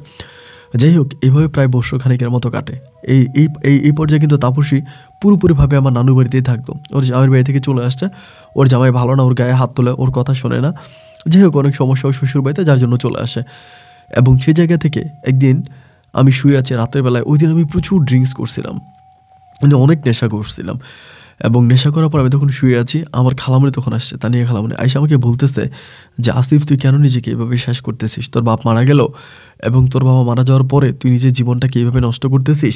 তুই পড়াশোনাটা অফ করে দিলি, খাওয়া দাওয়া অফ করে দিলি, এবং তুই সবসময় এই সব ছাইপাশ খেয়ে ঘুমাস, পুরো ঘর নোংরা হয়ে আছে, ঘরের এখানে ওইখানে ভূমি করিস, কাশি দেশ, থুতু ফেলিস, মানে অনেক কথা আমাকে বলে। আমি তখন বললাম খালামণিকে যে খালামণি, আমার জীবনটা তো নষ্ট হওয়ার জন্য আর কেউ দেয় না, আমার জীবনটা নষ্ট হওয়ার জন্য তো একমাত্র তুমি দেয়। তুমি তো আমার জীবনটাকে নষ্ট করছো। তুমি যদি তাপসীকে আমার কাছে বিয়ে দিতা, তাহলে তো আজ আমাকে এই দিনটা দেখতে হতো না। আমি কলেজে পড়াশোনা করতাম, আমি ইন্টার করতাম, অনার্স করতাম, ভালো একটা চাকরি পাইতাম, কিন্তু আমার পুরো জীবনটা তো তুমি খালামণি নষ্ট করে দিলা। আজকে কেন তুমি আমাকে এসব কথা বলছো? আমার খালামণি তখন আমাকে বলে, তুই কি সত্যি তাপসীকে ভালোবাসিস? আমি বললাম, আমার জীবনের চাইতেও বেশি। উনি আমাকে বলে, দেখ, আমাকে সত্যি করে বলতে তাপসীর জন্য কি করতে পারবি? আমি বললাম, তাপসীর জন্য আমি ওর পুরো জীবনটা দিয়ে দিতে পারবো। উনি আমাকে বলে, এখনও? আমি বললাম, হ্যাঁ এখনও। তখন আমার খালামণি আমাকে বলে, তুই কি জানিস না যে তোর বাবা আমাকে বিয়ে করছে, আর তোর বাপ যদি আমাকে বিয়ে করে, তাপসী তোর সৎবোন হবে। তুই কী করে তোর সৎবোনকে বিয়ে করে সংসার করবি? এটা কি সমাজ কখনো মেনে নেবে? আমি বললাম, তাপসী তো আর আমার বাবার উড়ো থেকে দুনিয়াতে আসে নাই, তাপসীর বাবা তো আলাদা ছিল, মা না হয় একটা। আমাকে আমার খালামণি বলে, যাই হোক, হিসাব করলো তোর সৎবোন, তো তুই কি ওকে বিয়ে করার জন্য সত্যিই পাগল? আমি বললাম, হ্যাঁ খালামণি, আমি ওকে না পাইলে বাঁচবো না, তুমি তো দেখতেছ আমার অবস্থা। আমার খালামণি তখন আমাকে বলে যে, ঠিক আছে, আমি তোকে একটা প্রস্তাব দিতে পারি, তুই দেখ আমার এই প্রস্তাব মানবি কিনা। যদি আমার এই প্রস্তাব তুই মানিস, তাহলে তোর জীবনটা অনেক সুখের হবে, তুই সব কিছু পরিপূর্ণভাবে পাবি, কিন্তু বিষয়টা তোর আর আমার মাঝে পুরো গোপন থাকবে, এটা তুই কাউকে বলতে পারবি না, বিষয়টা কাউকে জানাইতে পারবি না। আমি তখন বললাম, ঠিক আছে খালামণি, আমি বিষয়টা কাউকেই জানাবো না, কাউকেই বলবো না, আপনি আমার কাছে বলেন। তিনি তখন আমাকে বলে, দেখ, তুই যে তাপসীকে বিয়ে করবি, এটাই সমাজ কখনোই মেনে নেবে না। এই সমাজ মানবে না একটা মাত্র কারণে, যে কারণ তাপসী অলরেডি একটা বিয়ে হয়েছে, এখনও তার স্বামীর সাথে যার ছাড়াছাড়ি হয়নি। তার স্বামীও মোটামুটি অনেক বড় লোক, অনেক টাকা পয়সার মালিক, তা এক বাপের এক ছেলে, তাপসী অনেক কিছুই পাবে। কিন্তু সেই স্বামী ছেড়ে তাপসী যদি তোর কাছে আসে, তাহলে কি পাবে? কিছুই তো পাবে না। না পাবে সমাজে মুখ দেখাইতে সৎ ভাইকে বিয়ে করছে, না তোর কাছে কোনো কিছু পাবে। তুই যদি আমার একটা শর্ত মানিস, তাহলে ওই শর্তের বিনিময়ে আমি তাপসীকে তোর কাছে বিয়ে দেবো। আমি তখন বললাম, হ্যাঁ খালামণি, আমি তোমার সব সত্য মানতে রাজি আছি, তুমি বলো কী করতে হবে। আমার ওই মায়ের বোন খালা, যার গায়ে আমার মায়ের গন্ধ আছে, একদিন আমার আম্মা বলেছিল, আমার সেই খালা আমাকে বলে, তুই তোর বাবার কাছে যে সম্পত্তি পাবি, স্থাবর মানে বাড়িতে এবং জমিতে, সমস্ত জায়গা তুই তাপসীর নামে লিখে দিবি। যদি তুই তাপসীর নামে তোর সমস্ত জায়গা সম্পত্তিগুলো লিখে দেস, তাহলেই আমি তাপসীকে তোর কাছে বিয়ে দিব। আমি তখন বললাম, খালামণি, বিয়ে করার জন্য নাকি মেয়েদের কাবিন শক্ত হয়, কাবিনটাকে একটু বেশি করে যেন স্বামী ছেড়ে না দিতে পারে, কিন্তু সেই জায়গা থেকে তুমি আমার কাছ থেকে জায়গা সম্পত্তি লিখে নিবা তাপসীর নামে। উনি আমাকে বলে, তুই না একটু আগে বললি তাপসীর জন্য তুই সব কিছু করতে পারবি, তাপসীর জন্য তুই সব কিছু করতে পারবি, তাহলে এটা কেন পারবি না? এটা তো বড় কোনো কথা না। তাপসী যে তার স্বামীকে ছেড়ে তোর কাছে আসবে, যেই স্বামীটাকেও ছেড়ে আসবে, ওই স্বামী তো তোর থেকেও আরও বেশি সয় সম্পত্তির মালিক, কিন্তু সেই লোকটাকে ছেড়ে তাপসী তোর কাছে চলে আসবে কেন? তুই ওকে ভালোবাসিস এই জন্য, তোর জীবন বাঁচানোর জন্য। 2 দিন পরে যদি তুই আমার মেয়েটাকে ছেড়ে দেস, তাহলে আমার মেয়েটার কি হবে? আরে হিসাব করলে সে তো সৎ বোন, সে তো কখনো মানুষের সামনে গিয়ে তোকে স্বামী পরিচয় দিতেও পারবে না, কারণ তুই তার সৎ ভাই। তুই আমার কথাটা একটু বুঝতে চেষ্টা কর। তুই যদি তাপসীকে সত্যি ভালোবাসিস, তাহলে তুই এটা কর, এবং এটা করলে পরে আমি কাউকে জানাবো না, শোনাবো না, আমার মেয়ে আমি নিজে কাজী অফিসে গিয়ে তোর কাছে বিয়ে দিব, এবং তোদেরকে আমি জয়পুরহাট শহরে একটা বাসা ভাড়া করে দিব, তোরা ওখানেই থাকবি, তোদের গ্রামে আসার দরকার নেই। আমি তখন আমার খালার কথাই বললাম যে, খালা, আমি রাজি আছি, তুমি যা করতে বলো আমি তাই করব। আমি কথা দিলাম, আমি তাপসীকে পাইলে পৃথিবীটাই ভুলে যাব। ঠিক আছে, আমি তাপসীকে বিয়ে করব, আমি আমার বাবার সমস্ত সয় সম্পত্তি তাপসীর নামে লিখে দেবো। পরের দিনে আমার খালামুর এসটি অফিসে কথা বলতে শুরু করে, এবং যিনি মানে দলিল লেখে তার সাথে কথাবার্তা বলে একদিনের ভিতরে সমস্ত কাজ কমপ্লিট করে ফেলে। পরের দিনে আমাকে নিয়ে আমার খালামুনি চলে যায় রেজিস্ট্রি অফিসে। আমি তখন বললাম, খালামুনি কই? তাপসী তো আসলো না। উনি বলে, এখান থেকে রেজিস্ট্রি হবে, এবং হওয়ার পরের দিনে আমি তাপসীকে তোর কাছে বিয়ে দেবো। অলরেডি আজকে ওর স্বামীকেও ডিভোর্স দিয়ে দিছে, ডিভোর্স লেটারও খালামুনি আমাকে দেখাইছে।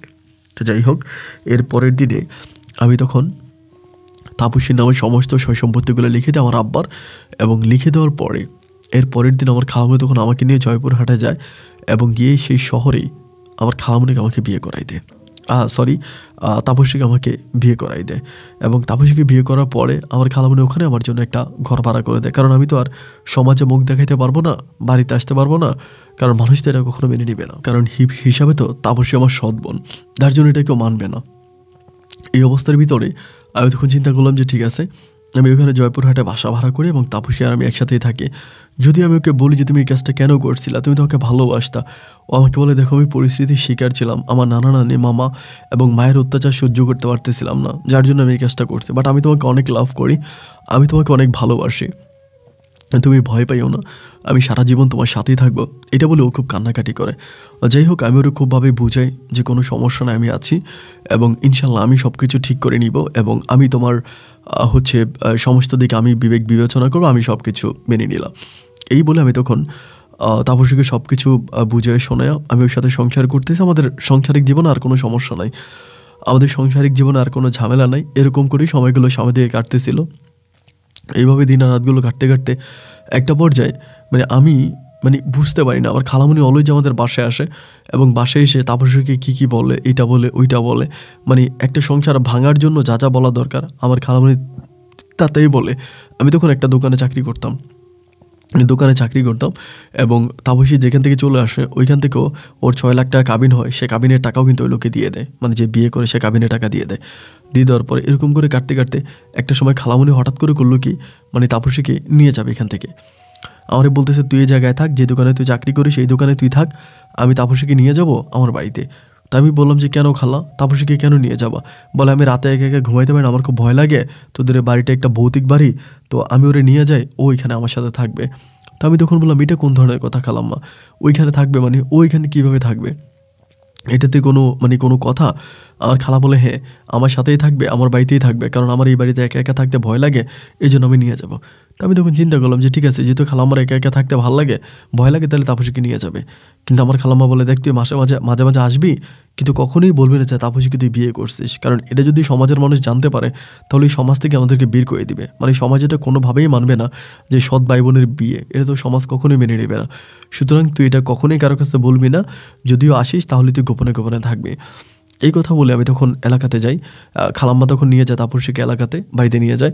নিয়ে গেলে পরে খালাম্মার সাথেই তাপসী তখন থাকে, ও তাপসী খালাম্মার সাথে ঘুমায়, ওইখানে থাকে, তার সাথে আমার ফোনে কথাবার্তা হয়, এমনি অমনি সময় কাটতেছে। প্রায় এরই মাঝে আমি বাড়িতে একটু কম যাইতাম, আমি যে দোকানে চাকরি করতাম তখন আমি দোকানের ম্যানেজার হয়ে যাই, সমস্ত চাপ আমার উপর থাকে। জয়পুরহাটে একটা দোকানে চাকরি করতাম, তো আমার উপর যেহেতু সমস্ত দায়িত্ব থাকে, তো আমি তখন বাড়িতে খুব একটা যাতায়াত করতে পারতাম না, বাড়িতে যেতে পারতাম না। এরই মাঝে হঠাৎ করে আমাদের এলাকার এক লোকের মাধ্যমে আমি জানতে পারি যে আমার খালা নাকি তাপসীকে বিয়ে দেওয়ার জন্য ছেলে দেখতেছে। এটা শোনার পর তো আমি দুনিয়াতে নাই, কিরেটে কী বলে, ওকে বিয়ে দেওয়ার জন্য ছেলে খুঁজতেছে। আমি এটা খালামণিকে জিজ্ঞেস করে ফোন করি যে খালামণি এই ঘটনা, এটা কি সত্য? খালামণি বলে ইসিস এটা তোর কে বলছে, এটা পুরোই মিথ্যা কথা, তাপসী তোর বউ না, তাহলে আমি কেন অন্য কোথাও বিয়ে দিব? আমি বললাম দেখেন আমি খবর শুনছি আপনি তাপসীকে অন্য কোথাও বিয়ে দিয়ে দিচ্ছেন, এইটা তো হতে পারে না। উনি আমাকে বলে না না না না না, এটা কোনো দিনও না, এটা পুরোই মিথ্যা কথা, এটা কোনো সময় না, এটা সম্পূর্ণ কাল্পনিক এবং বাঞ্ছনিক একটা কথা, আমি তাপসীকে অন্য কোথাও কেন বিয়ে দেবো, তাপসী তোর বউ না। তাই আমি মেনে নিলাম যে ঠিক আছে, সম্ভবত এরকম হয় না যে অনেকে অনেক মিথ্যা টিথ্যা কথা বলে সংসার ভেঙে দেওয়ার জন্য, সংসার ভাঙার জন্য, এরকম হয়তো কেউ না কেউ আমাকে মিথ্যা বলছে, এটা আসলে সত্য না। তাপসীকে আমার খালা কেন বিয়ে দেবে, আমি তোকে বিয়ে করছি। এইভাবে আরও 15-20 দিন কাটে এবং 15-20 দিন পরে আমি এবার ডিটেলসেই জানতে পারি যে তাপসীর বিয়ের দিন তারিখ ঠিক হয়ে গেছে, এটা আমি জানতে পারি এবং তা গোপনে গোপনে আমার খালাম্মা বিয়ে দিয়ে দিবে। তো আমি তখন আমার খালাম্মাকে জিজ্ঞেস করি যে খালাম্মা এই ঘটনা, এবং উনি আমাকে বাড়িতে যাইতে দেন। উনি বলে তুই আমাকে বাড়িতে খুব একটা আসিস না, এলাকার লোক কিন্তু টার্গেটে রাখতেছে এবং এলাকাতে এই বিষয়টা অনেকের কানাকানি হয়ে গেছে যে তুই তাপসীকে বিয়ে করছিস, তোরা সৎ ভাই বোন স্বামী স্ত্রী, এটা যদি এলাকাতে পুরো মানুষ জানতে পারে তাহলে কিন্তু গ্রাম থেকে আমাদেরকে বের করে দিবে, খবরদার তুই কিন্তু বাড়িতেও আসিস না বা এই কথা কাউকে বলিস না। আমি তখন খালাম্মারে বললাম যে ঠিক আছে খালাম্মা, আমি এটা কাউকে বলবো না, তুমি কোনো টেনশন করো না, আমি কাউকে বলবো না। তো এমন করে যেতে যেতে হঠাৎ করে তাপসীর মোবাইলটা বন্ধ, ওর মোবাইলে আমি লাইন পাই না। লাইন না পাওয়ার পরে মোবাইলটা বন্ধ থাকার পরে যেদিন মোবাইলটা বন্ধ, খালাম্মারে ফোন দিই, খালাম্মা বলে তাপসী নাকি তার কোন বান্ধবীর বাড়িতে বেড়াইতে গেছে। এলাকাতে ফোন করলাম, ফোন করার পরে জানতে পারি যে যেদিন তাপসীর মোবাইল বন্ধ ছিল সেদিন দুপুরে তাপসীর বিয়ে হয়ে যায়। ছেলেপক্ষ ছেলে এবং ছেলের বাবা আরেকজন লোক নিয়ে আসে, তারা তিনজন এসে তাপসীকে বিয়ে করে নিয়ে আসে আমাদের বাড়ি থেকে। মানে আমার কাছে বিষয়টা পুরো আজগুবি মনে হচ্ছে যে কীভাবে সম্ভব। আমি তখন দোকান বন্ধ করে আমি তখন দৌড়ে বাড়িতে যাই, বাড়ি থেকে তখন পাগলামি করতে শুরু করি। সেটা কোন ধরনের কথা, তাপসীর আপনি বিয়ে দিয়ে দিলেন, তাপসী আমার বউ। আমার খালাম্মা তখন কী করে, এলাকার লোকজন ডাকে, চেয়ারম্যান মেম্বারকে ডাকে, গণ্যমান্য লোকদের, দেখেন ও কী বলে, আমার মেয়ে ওর সৎ নাকি ওর বউ। বিশ্বাস করেন ভাই, আমি আমার এলাকার একটা লোককে বিশ্বাস করাইতে পারলাম না যে তাপসীকে আমি বিয়ে করছি। এবং আমি যে মানে রেজিস্ট্রি অফিসে বিয়ে করছি, সেই রেজিস্ট্রি অফিস আমার খালাম্মা যে কত টাকা দিছে তা একমাত্র আল্লাহই ভালো জানে। ওই রেজিস্ট্রি অফিসের যিনি মানে কাজী যে ছিল, সে আমাকে কাবিনের কাগজটা দিল না। কাবিনের কাগজের জন্য আমি তার সাথে কত পরিমাণের মানে করলাম, সে আমাকে কাবিনের কাগজ দেয় নাই। এবং বিয়ে হওয়ার পর যে রিসিটটা দেয়, যে রিসিট দিয়ে কাবিনের কাগজটা উঠে আনতে হয়, সেই রিসিটটাও আমার খালামনির কাছে ছিল, আমাকে খালামনির রিসিট দেয়নি। এবং যার জন্য আমি কাবিনের পেপারটা পর্যন্ত উঠাইতে পারি নাই, আমার যে কাবিন হয়েছে এটা উঠাইতে পারি নাই। অবস্থাটা এতটাই বেগতিক হয়ে গেল, এতটাই খারাপ হয়ে গেল যে আমার বলার মতো আর কোনো ভাষা নেই। আমি আর কোনো কিছুই করতে পারলাম না, আমি একেবারে নিস্তেজ নিরুপায় হয়ে গেলাম, কান্নাকাটি করতেছি। আমাকে এবার এলাকার লোকজনে পাগল বলতেছে, আমার এলাকার যে গণ্যমান্য লোকজন আছে সবাই বলতেছে ও পাগল হয়ে গেছে, ওর হসপিটালে ভর্তি করা। আমাকে যে রাস্তাঘাটে ভাই সেই বলে, কিরে তুই নাকি তোর সৎবোনরে বিয়ে করে ফেলছিস, এটা কি সত্য? এরকম করে মানুষ বলে। আমি আর লোক ও সমাজে মুখ দেখাইতে পারি না। একে তো বাবার সয় সম্পত্তি ভিটামাটি সব কিছু ওর নামে লিখে দিলাম, ও নিয়ে গেল। এবং এও পরে জানতে পারি যে এই সম্পত্তি নাকি তাপসী আমার খালামনির নামে আবার ফিরিয়ে দিছে। মানে ওনাকে সমস্ত জায়গায় ওর মায়ের নামে দিয়ে দিছে, মানে তানিয়া খালামনির নামে দিয়ে দিছে। এত ছলনা, প্রতারণা, এত অভিযোগ, অভিমান আর কিছু নিতে পারতেছিলাম না। তার জন্য একেবারে শূন্য হাতে, নিঃস্ব হাতে এতক্ষণ জয়পুরহাট থেকে ঢাকাতে চলে আসি। এবং ঢাকাতে আসার পরে আমার এক পরিচিত ভাইয়ের মাধ্যমে, যার সাথে জয়পুরহাট শহরে পরিচয়, ওই ভাইয়ের মাধ্যমে তখন ঢাকাতে এসে একটা গার্মেন্টসে চাকরি করি। আমি আর কোনোভাবেই কারোর সাথে মিশি না, কারোর সাথে কথা বলি না, গার্মেন্টসে চাকরি করি। এবং সেখানে তাপসীকে যেখানে বিয়ে দেয় সেই লোকও নাকি, মানে ওই যে জায়গায় বিয়ে দেয় এই ছেলেও নাকি আমাদের বাড়িতে এসেই থাকে, মানে তাপসীর সাথে থাকে। ও আগে বিদেশ থাকতো, বিদেশ থেকে দেশে চলে আসছে এবং সুদ খায়, মানে সুদখোর, কোথায় টাকা লাগায় রাখছে, সেখান থেকে সুদের উপরে টাকা আসে। এবং সে আমার খালামনির বাড়িতেই থাকে, মানে আমাদের বাড়িতেই থাকে তাপসীকে নিয়ে। তো যাই হোক, আমি আর কিছু বললাম না, এভাবেই তখন ঢাকাতে পড়ে আছে, কান্নাকাটি করি এবং সময়গুলো কাটে না, বেশিরভাগ সময় কান্নাকাটি করি। এমন করতে করতে আমাদের রংপুরের একটা মেয়ে, যার নাম হচ্ছে রুহি নামের একটা মেয়ে, আমি যে গার্মেন্টসে চাকরি করতাম ও একই গার্মেন্টসে চাকরি করতো। তো মেয়েটাও দেখতে শুনতে অনেক ভালো ছিল, অনেক কম বয়স, মনে হয় আমাদের গার্মেন্টসের সবচেয়ে ছোটো মেয়েও ছিল। একদিন আমাকে বলে যে আপনি সবসময় এরকম মন খারাপ করে থাকেন কেন, কান্নাকাটি করেন কেন, অলওয়েজ আমাকে বলে। তো সবসময় আমাকে এরকম করে ধরে, আমি ওকে সবসময় মানে অলওয়েজ তেমন কিছু বলি না। যখনই জিজ্ঞেস করে আমি বিষয়গুলো স্কিপ করে চাই, তার কাছে বলতে চাই না। বা সে যখন এরকম সবসময় আমাকে বলে, রংপুর জয়পুরহাট এগুলো তো কাছাকাছি, তো যার জন্য আমি তাকে একদিন আমার দুঃখটা বলি যে দেখ আমার মনে এরকম কষ্ট। আমার কথাগুলো শোনার পরেও বিশ্বাস করতে পারে না। ও এখানেই হচ্ছে ওর নানু বাড়িতে থাকে, মানে ওর নানা বাড়িতে থাকে। ওর মার আরেক জায়গায় বিয়ে হয়ে যায়, তো ওরা চলে যায়। ওর নানা নানি ভাড়া থাকে, তাদের সাথেও থাকে। ওর একজন মামা আছে, সে ভ্যান গাড়ি চালায়, একটু গরিব আর কি, মানে মোটামুটি গরিব। পরে আমাকে বলে যে এরকমভাবেও কি মানুষ হতে পারে, এত বেইমানি আপনার সাথে করছে? আমি বললাম যে হ্যাঁ, আমার সাথে এত বেইমানি করছে যে বেইমানির বর্ণনা দিয়ে আমি শেষ করতে পারবো না, আমার পুরো জীবনটাকে তছনছ করে দিয়েছে। তো তখন খুব কান্নাকাটি করে, ওর মানে প্রচণ্ড রকমের কান্নাকাটি করে। এবং ও আস্তে আস্তে ও নানা নানির সাথে আমাকে পরিচয় করে দেয়, মানে ও যে নানা নানি আছে তাদের সাথে পরিচয় করাই দেয়। এবং দিলে পরে আমি তাদের সাথে কথাবার্তা বলি, তাদেরকেও আমি আমার জীবনে ঘটে যাওয়া যে ঘটনাগুলো এতক্ষণ বললাম এগুলো তাদেরকে বলি, যে আমার লাইফে এরকম হয়েছে। কথাগুলো শোনার পরে সবাই আমার প্রতি এক ধরনের একটা মায়া জন্মায় যায়, মানে আমার প্রতি সবার একটা সিম্প্রীতি জন্মায়। ওর নানা নানি তারাও আমাকে খুব আদর স্নেহ ভালোবাসে, যে আমি আসলেই এতিম, আমার এই দুনিয়াতেই মানে সব কিছু থেকেও কেউ নাই। কান্নাকাটি করি, তাদের মাঝে তাদের বাসায় থাকতাম, তখন রুহিদের বাসায় নানুর বাড়িতেই থাকতাম। ওইখানে থেকে রুহি আর আমি একসাথে গার্মেন্টসে যেতাম, চাকরি করতাম। দীর্ঘ 1 বছর এরকম করে কাটে। এবং 1 বছরে শুনতে পাই তাপসীর ঘরে নাকি মেয়ে সন্তান হয়েছে, এটাও জানতে পারি। তো যাই হোক, আমি এই বিষয়ে কোনো কিছু বলি না। তো এমন করতে করতে আমার জীবনটা এইভাবে নষ্ট হয়ে যায়। তো তারপর রুহির যে মা ছিল, রুহির মা মানে কি হয় আমি জানি না, মানে তার মায়ের বিষয়টা আমাকে তারা কখনোই বলে নাই। কিন্তু এইটুকুন জানতে পারি যে রুহির মায়ের অ্যাকাউন্টে নাকি রুহির জন্য তার মা নাকি 4 লাখ টাকা রেখে গেছিলো, 4 লাখ টাকা রেখে গেছিলো, এটা জানতে পারি। তো রুহি আমারে বলে যে এই টাকাটা দিয়ে আমি কিছু একটা করার জন্য, মানে গার্মেন্টসে চাকরি করব, এটা তো কোনো জীবন হতে পারে না, এটা তো কোনো ভবিষ্যৎ নেই, ওই টাকাটা দিয়ে কিছু একটা করতে। তো আমি তখন বললাম যে এই টাকা দিয়ে আমি কী করবো, 4 লাখ টাকা আমি তোমার কাছ থেকে কেন নিব? বা ওই সময় কিন্তু আমার রুহির সাথে মোটামুটি একটা ভালো সম্পর্ক হয়, এটা প্রেম ভালোবাসা হোক আর যাই হোক, একটা ভালো সম্পর্ক আমাদের মাঝে হয়।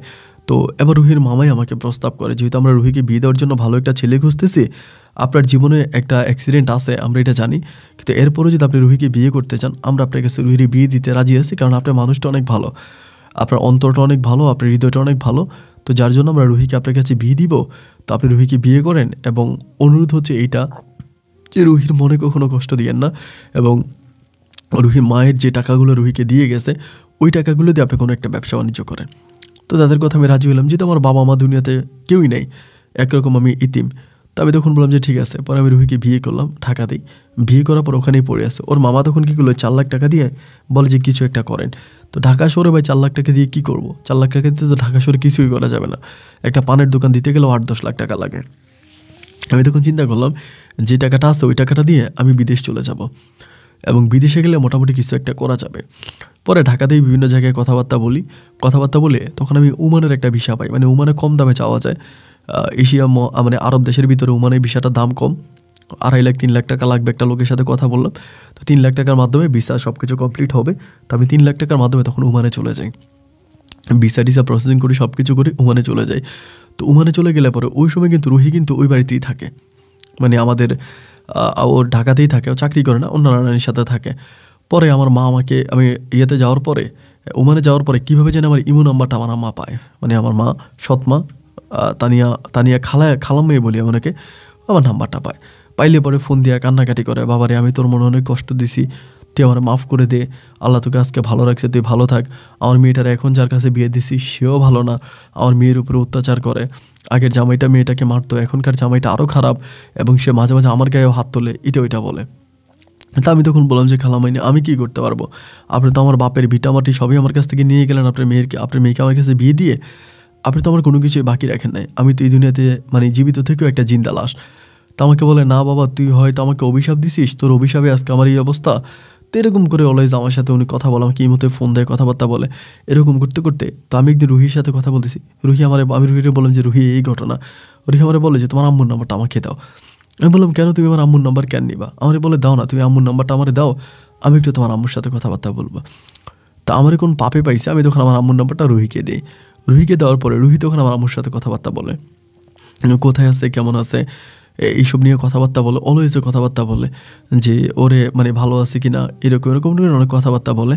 তো কথাবার্তা বলতে বলতে একটা সময় রুহি হঠাৎ করে আমাকে বলে যে আসিফ আমি তোমাদের গ্রামের বাড়িতে যাব। আমি বললাম কেন?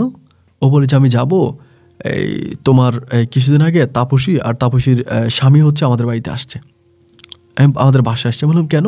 তাপসীর স্বামী তোমার বাসায় আসছে কেন? পরে আমাকে যাইতে বলছে। আমি তখন রুহিরে বলতেছি রুহি যাওয়াটা ঠিক হবে না, তোমার সৎমা মানুষ হিসেবে ভালো না, তুমি যাইও না। ও আমাকে বলে যে না আমি যাব, তোমার সৎমা মানুষ হিসেবে ভালো, তার সাথে আমি কথা বলছি, আমাকে যাইতে বলছে, আমি যাব। তো রুহি আমার কোনো কথাই শুনলো না, এবং ওর নানা নানি ওকে বাধা দিল, ও কারো কথা না শুনে ও চলে গেছে, মানে ওখানে চলে গেছে, ওই বাড়িতে চলে গেছে। ওই বাড়িতে গিয়েও তখন ওই বাড়িতে থাকতেছে, এবং থাকতে একটা পর্যায়ে আমি রুহির সাথে অলওয়েজও ফোনে কথা বলতাম, ওর অনেক খোঁজখবর নিতাম, ওর কী লাগে না লাগে সমস্ত খোঁজখবর নিতাম। এরকম করতে করতে একটা পর্যায়ে আমি দেখতে পেলাম যে রুহি জানি কেমন একটু অন্যরকম হয়ে গেছে, মানে ঢাকায় থাকতে আমার সাথে যেভাবে কথা বলতো, আমার খোঁজখবর নিত, এবং আমার প্রতি তার একটা অন্যরকম টান ভালোবাসা ছিল। বাট গ্রামে যাওয়ার পরে মানে ও জানি আর আগের মতো নাই, কেমন জানি একটা পরিবর্তন, আমার সাথে খুব একটা কথা বলে না, এবং অলওয়েজে কান্নাকাটি করে, কী জানি একটা তার ভিতরে লুকিয়ে আছে যেটা আমার কাছে বলতেছে না। আমি অলওয়েজে বলি যে রুহি বলো কী হয়েছে, তুমি কোনো কিছু কি আমার কাছে লুকাচ্ছ, এই সেই না, ও কোনো কিছুই বলে না, মানে কোনো কিছুই বলে না। তো আমাদের বাড়িতে তো অনেকের নাম্বার আমার কাছে আছে এলাকার, তো এলাকায় যাদের নাম্বার আছে তাদের সাথে যোগাযোগ করলে পরে জানতে পারি যে আমার মা নাকি রুহিকে দিয়ে সমস্ত কাজকাম করায়, বাসার সমস্ত কাম যত কিছু আছে সমস্ত কিছু রুহিকে দিয়ে করায়, এরকম অবস্থা। এবং এটাও আমি জানতে পারি যে আমার বাড়ির লোকের মাধ্যমে আমার যে বোন জামাই আছে, মানে তাপসীর যে হাজব্যান্ড আছে, সেও নাকি রুহির উপরে খারাপ নজর দেয়, মানে রুহির সাথে খারাপ সম্পর্ক করার জন্য চেষ্টা করে। কিন্তু এই বিষয়ে রুহি আমাকে কোনো কিছুই বলে না, আমি যতটুকু কথা শুনতে পাই সব কথাগুলো মানুষের মাধ্যমে শুনতে পাই, রুহি কোনো কিছু বলে না। আমার বিদেশের বয়স তখন প্রায় 2 বছরের কাছাকাছি হয়ে যায়, 2 বছর হয়ে যায়। পরে আমি চিন্তা করলাম যে এইভাবে যদি সময় কাটতে থাকে তাহলে তো একটা সময় রুহি মারা যাবে, মানে ওকে মেরে ফেলবে তারা, আমার মা তো ব্ল্যাক ম্যাজিকও করতে পারে, কালো জাদুও করতে পারে। এইটা বলে আমি রুহিকে যতই বলি, রুহির সাথে আমাকে আমার সৎমা কথাও বলতে দিত না খুব একটা। এবং রুহির নানা নানিকে আমি বলি, তারাও জানি বিয়ের পরে কেমন হয়ে যায়, রুহির খুব একটা খোঁজখবর নিতে চায় না, মানে নিজের নাতিনের খোঁজখবর নেয় না, ওইদিকে যাইতেও চায় না। এবং জয়পুরহাটে তারা কখনো যায়ও না, এমন একটা অবস্থা, মানে যায়ও না, ওর কথাও শোনে না। এবার আমি খুব টেনশনে পড়ে গেলাম। একদিন আমি করলাম, এটা 2 বছর পূর্ণ হওয়ার পরে আমি তখন চিন্তা করলাম আমি দেশে যাব, দেশে গিয়ে আমি তখন রুহিকে সাথে করে নিয়ে চলে আসবো, মানে বিদেশে নিয়ে আসবো, এরকম একটা প্ল্যানিং করলাম। তো এরকম একটা প্ল্যানিং করে আমি ওর জন্য আমার কফিলের সাথেও কথাবার্তা বলছি। কফিল আমাকে বলে তুই দেশে যা, দেশে যাওয়ার পরে তোর বউকে নিয়ে আসবে, আমি তোকে সব ডকুমেন্ট দিব। রুহি তো আমাকে দেশে আসতে দেয়ই না, দেশে আসতে মানাই করে, যার জন্য আমি কাউকে না জানিয়ে বাংলাদেশে তখন রওনা দিলাম। বাংলাদেশে রওনা দেওয়ার পরে আমি বাড়িতে আসি, তখন হচ্ছে সন্ধ্যা প্রায় 8-9টার মতো বাজে। 9টার মতো বাজার পরে আমি দেখতে পাই যে আমার ছোটো বোন জামাই এবং মানে তাপসী, এবং তাপসী তো সময় ছোটো বোনই বলি আমি সবার কাছে ওই সময়, তাপসী এবং তাপসীর জামাই কী জানি খুঁজতেছে। আমাদের বাড়িটা এমন একটা জায়গায় ছিল, আমাদের বাড়ির আশেপাশে কিন্তু তেমন কোনো ঘর বাড়ি ছিল না। জয়পুরহাট, রংপুরে যারা গিয়েছেন তারা দেখবেন যে ওখানে 2-1টা বাড়ি মিলেই কিন্তু একটা বাড়ি হয়, এবং অল্প কয়েকটা বাড়ি মিলে একটা গ্রাম হয়ে যায়। অবস্থাটা ছিল এরকম।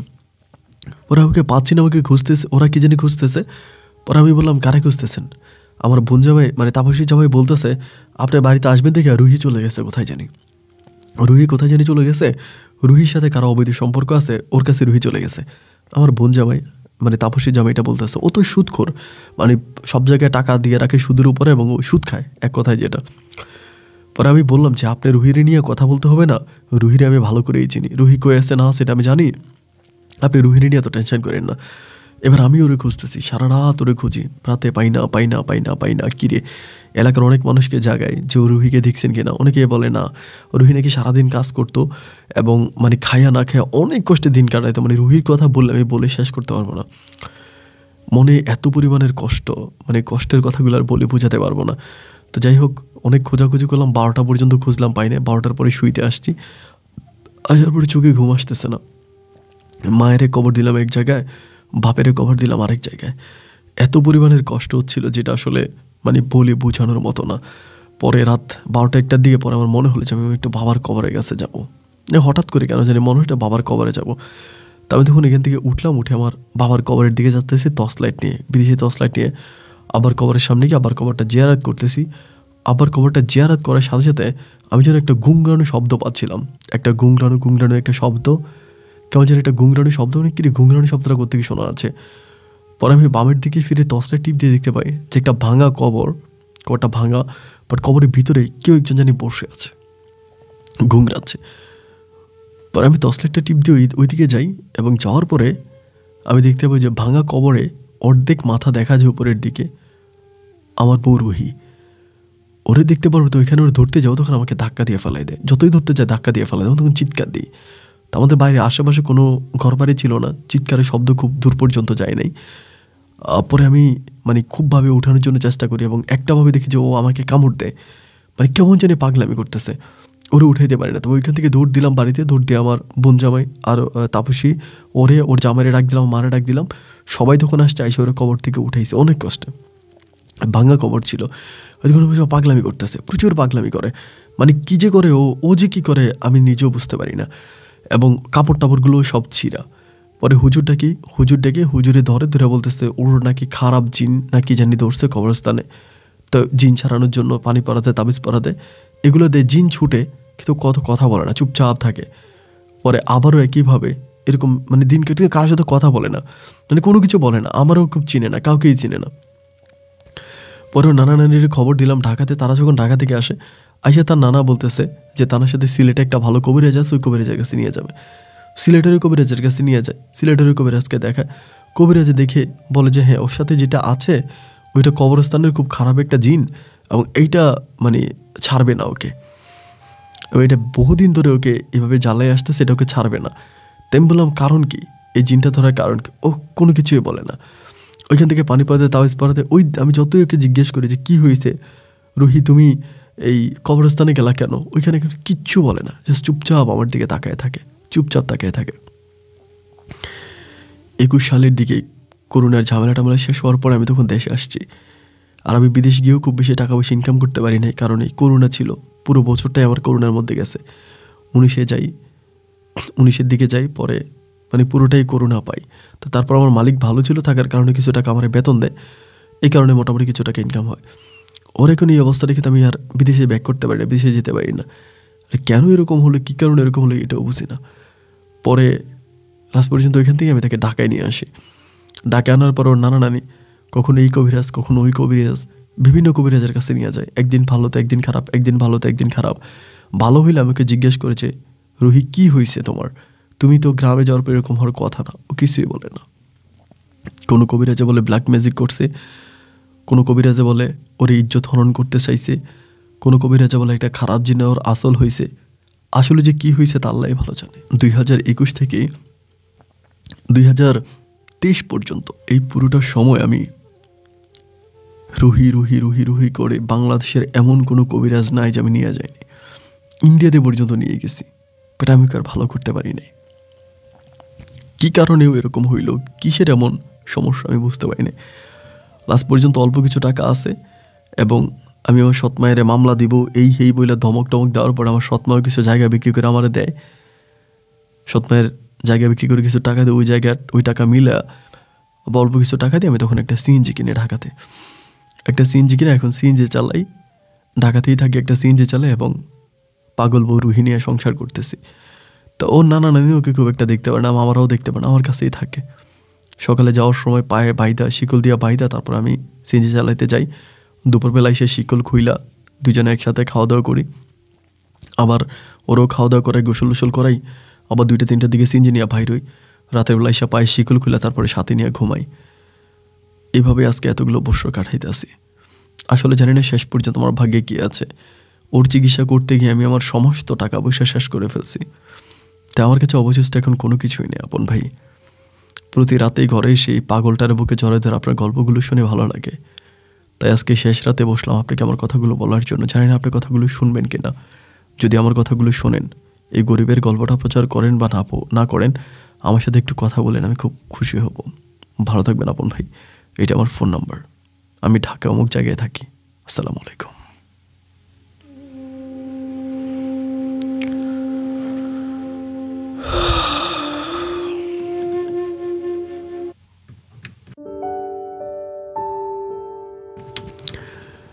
সুপ্রিয় বন্ধুগণ, সবাইকে অনেক বেশি ধন্যবাদ। জয়পুরহাটের ভাই বর্তমান ঢাকায় থাকে। আসিফ হোসেনের বাস্তব জীবনের গল্পটা শুরু থেকে শেষ পর্যন্ত আমার মুখ থেকে শোনার জন্য সবাইকে অনেক বেশি ধন্যবাদ। বন্ধুরা, আমি নিজে অনেক অসুস্থ, আপনারা হয়তো বুঝতেই পারছেন যে আমার অনেক ফিভার, অনেক জ্বর। জ্বরের কারণে কথাও বলতে পারছি না, চারদিকে প্রচণ্ড রকমের ঠান্ডা। আমার কাছে মনে হয় যে বাংলাদেশের ইতিহাসে সর্বোচ্চ ঠান্ডা পড়তেছে, এমন একটা অবস্থা। তো তার মাঝেও চেষ্টা করছে আসিফের জীবনের গল্পটা তুলে ধরার জন্য, এবং জানি না কতটুকু আপনারা বুঝতে পারছেন। কোথাও না বুঝলে কমেন্ট করুন, আমি রিপ্লাই করার জন্য চেষ্টা করব। খুবই কষ্টের একটা গল্প, খুবই কষ্টের। এবং ওর তানিয়া খালামণি বলেন বা মা বলেন, কয় ওই একজনই যথেষ্ট। মানে পুরোটা বংশ, এই তানিয়া ওর মায়ের সংসারটাও ভাঙলো, মায়ের সংসারটাও তছনছ করলো এবং একইভাবে আসিফের সংসারটাও শেষ করে দিল। গল্পর শেষে একটা কথাই বলবো যে বেশিরভাগ মেয়ের জীবন নষ্ট হয় তাদের মায়ের কারণে। I repeat to you again যে বেশিরভাগ মেয়েদের সংসার ভেঙে যায়, বেশিরভাগ মেয়েদের জীবন নষ্ট হয়, বেশিরভাগ মেয়েরা খারাপ পথে চলে যায় শুধুমাত্র মায়ের জন্য। মা যদি ভালো হয়, তার মেয়ে বেশিরভাগ ক্ষেত্রে ভালো হয়। বন্ধুরা, সবাই ভালো থাকবেন, সুস্থ থাকবেন, এই শুভকামনায় আজকের মতো এখানে বিদায়। দেখা হবে অন্যদিন অন্য কারো বাস্তব জীবনের গল্প নিয়ে। আল্লাহ হাফেজ এন্ড আসসালামু আলাইকুম।